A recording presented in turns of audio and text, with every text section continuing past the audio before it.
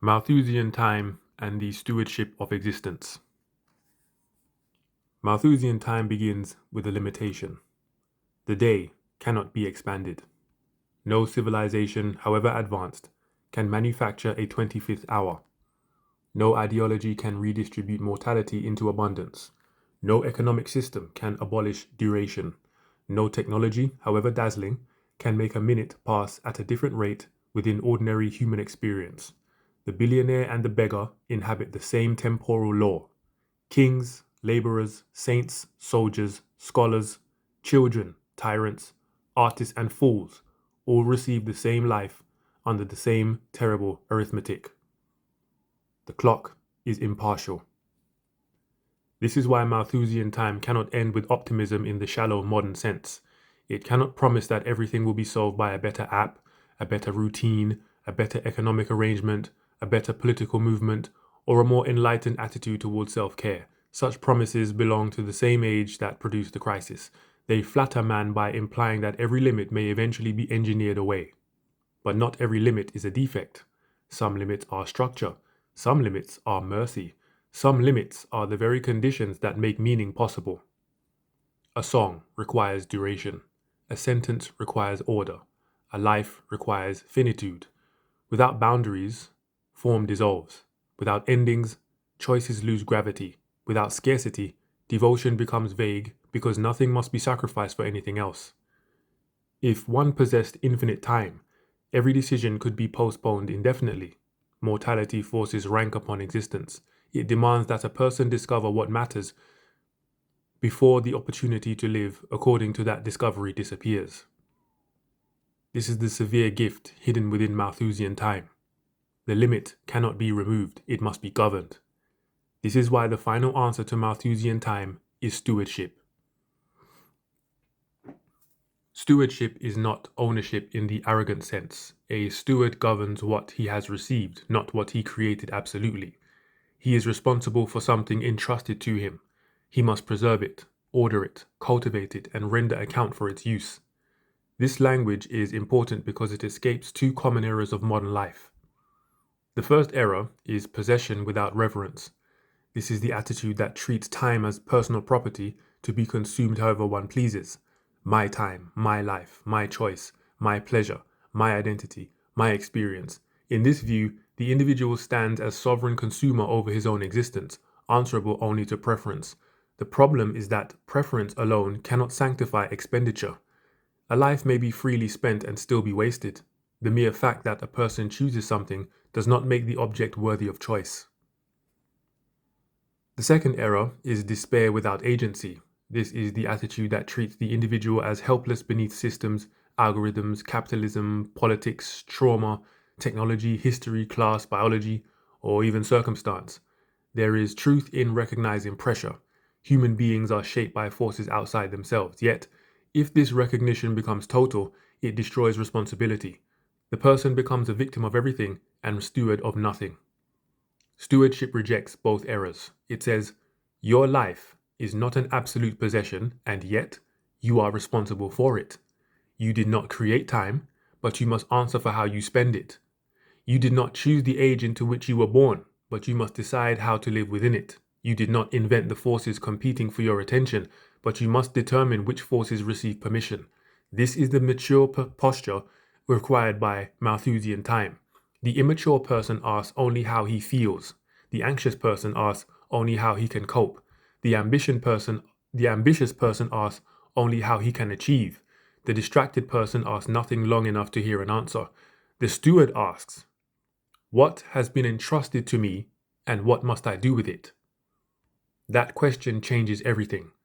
Time ceases to be mere empty duration waiting to be fulfilled. It becomes entrusted material. Attention ceases to be a casual psychological function. It becomes a sacred gate. Energy ceases to be something spent automatically on whatever provokes response. It becomes a limited resource requiring moral direction.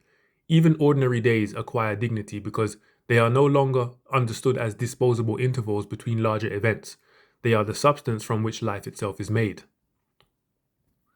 Modern people often imagine that their lives will become meaningful once something dramatic happens, a great career breakthrough, a public triumph, a romantic transformation, a financial escape, a spiritual lightning strike, a sudden reinvention.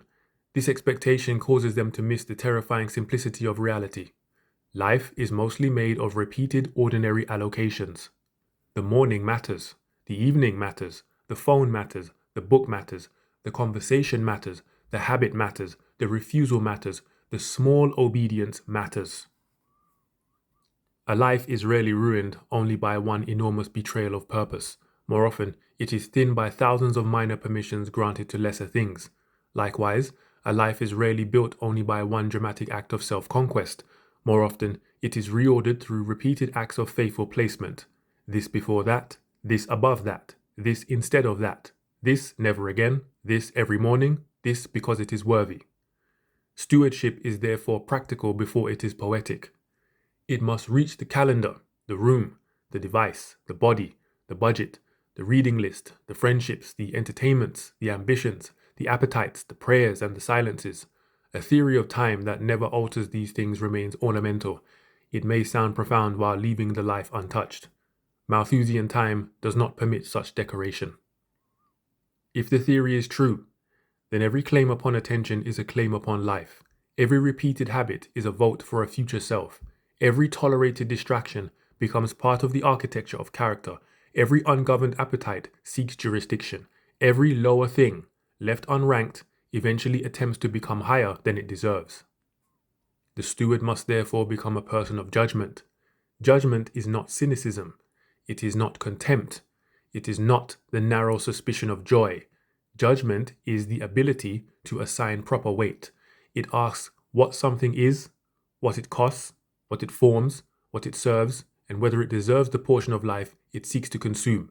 This is one of the abilities most urgently needed in modern civilization, because the contemporary world excels at presenting unlike things as though they were equal. A message appears beside a prayer. A scandal appears beside a child's voice. A feed appears beside a book. A trend appears beside a duty. A pleasure appears beside a vow. A triviality appears with the emotional urgency of a command. The steward refuses this flattening. He learns to say that not all things deserve equal access. Some things deserve lifelong loyalty. Some deserve seasonal attention. Some deserve occasional recreation.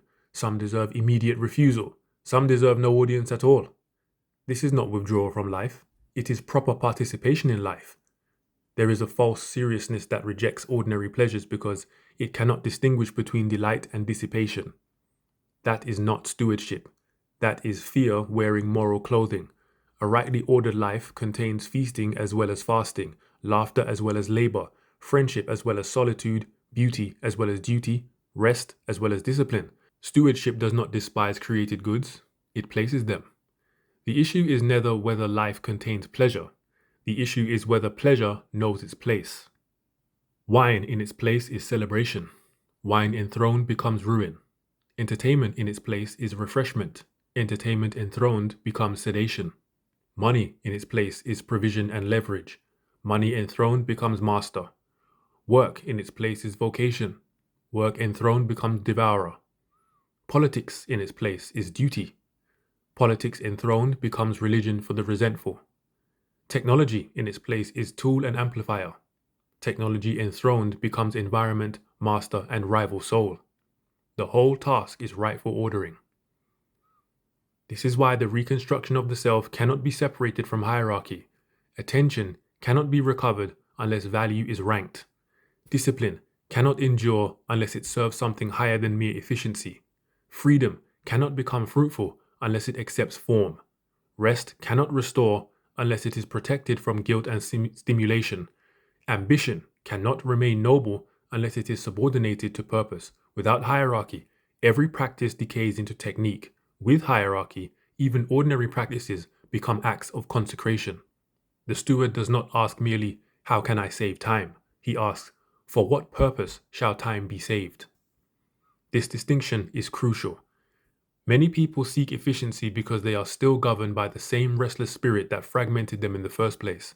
They want to clear more hours so they may fill them with more noise, more projects, more comparison, more consumption, more self-surveillance, more anxious preparation for a future that never becomes present. They escape one form of waste only to refine another. Stewardship demands more. It demands that recovered time be given to worthy things. Deep work, deep rest, prayer, family, craft, health, truth, beauty, friendship, study, service, contemplation, creation, repentance. These words may sound unfashionably old because the deepest human goods are often old. Modernity did not invent what makes life worth living. It merely multiplied the ways of forgetting. This is why Malthusian time must not conclude in novelty for novelty's sake. The theory may be modern in diagnosis, but the remedy is ancient in structure. Guard the heart, number your days, order your loves, refuse idols, honor the body without worshipping it, seek wisdom, attend to God, place the lower beneath the higher, remember death, do the work appointed to you, do not surrender the soul to noise. The age changes, the central battle remains. Yet, there is a particular challenge in our age because the forces of dissipation have become extraordinarily convenient. Previous generations encountered temptation, but not always with such constant access. The modern person carries portals of distraction everywhere. He need not seek triviality. Triviality seeks him. He need not pursue comparison. Comparison arrives. He need not request outrage. Outrage is delivered. He need not deliberately avoid silence. Silence has already been filled for him. Therefore, modern stewardship must be active rather than merely sentimental. It is not enough to admire focus. One must create conditions where focus can survive. It is not enough to value reading. One must place the book nearer than the feed. It is not enough to love family. One must give family undivided presence. It is not enough to believe in prayer. One must protect prayer from the machinery of interruption. It is not enough to oppose distraction in theory. One must make distraction less available than purpose. The architecture of life must reflect the hierarchy of the soul. This may require removing apps. It may require refusing certain platforms. It may require scheduled silence. It may require walking without immediately entering the digital stream. It may require fixed reading hours. It may require Sabbath rhythms. It may require walking without headphones. It may require leaving the phone outside the bedroom. It may require disappointing people who expect instant access. It may require becoming less informed about matters one cannot influence so that one may become more faithful in matters one can. Such decisions may appear small, but smallness is deceptive. The soul is formed through repetition. A person who repeatedly refuses interruption strengthens the faculty of command. A person who repeatedly attends to what is worthy becomes capable of loving worthy things more naturally. A person who repeatedly abandons himself to noise becomes less capable of silence. Formation is always occurring. Neutrality is an illusion. This means every life is a liturgy. The only question is, what kind? The repeated motions of the day train the heart. The first glance at the phone in the morning teaches a doctrine. The nightly surrender to entertainment teaches a doctrine. The refusal to read teaches a doctrine. The presence of or absence of prayer teaches a doctrine. The manner in which one eats, speaks, spends, works, rests, and reacts teaches the soul what is important. One may not believe in formal liturgy, but one is being liturgically formed nonetheless. Malthusian time makes this unavoidable because scarcity reveals worship. When something is limited, its allocation displays value. If time were infinite, expenditure would reveal little. Because time is finite, expenditure reveals much. The person, therefore, need not ask what he worships only in abstract theological language. He may ask where his best attention goes.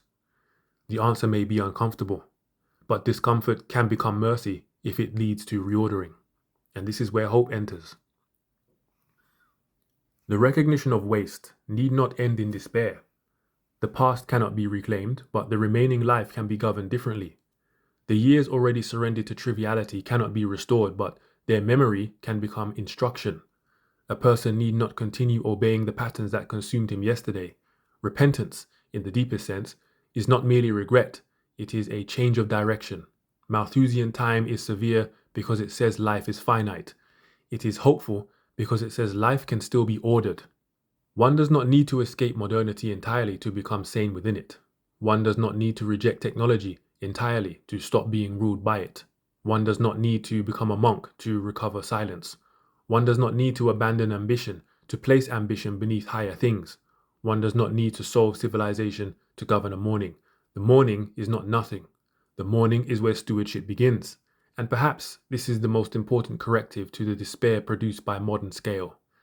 The individual looks at civilization and feels powerless. The systems are too large. The platforms are too sophisticated. The economy is too complex. The culture is too degraded. The political battles are too vast. The technological machinery is too advanced. He concludes that nothing can be done. But stewardship does not begin with everything. It begins with what has been entrusted. One room, one body, one phone, 1 hour, one prayer, one book, one duty, one conversation, one refusal, one act of attention returned to its rightful object. This is not small in the way modernity imagines smallness.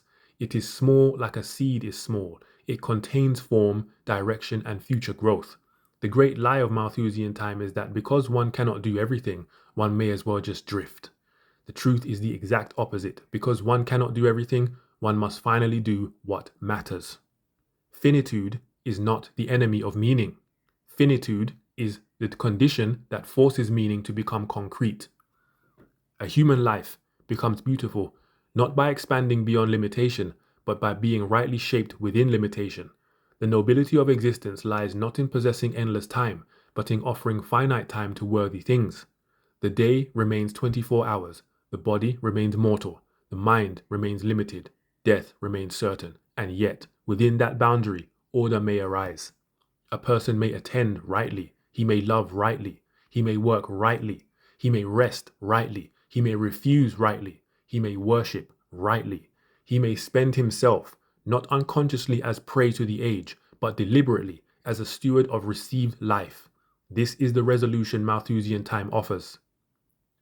Not escape from time, not conquest of time, not technological salvation from time, but stewardship within time. The clock still ticks, the day still ends, the life still pauses, but what was once leakage may become offering. What was once fragmentation may become order. What was once anxiety may become obedience. What was once wasted may, from this hour forward, be consecrated.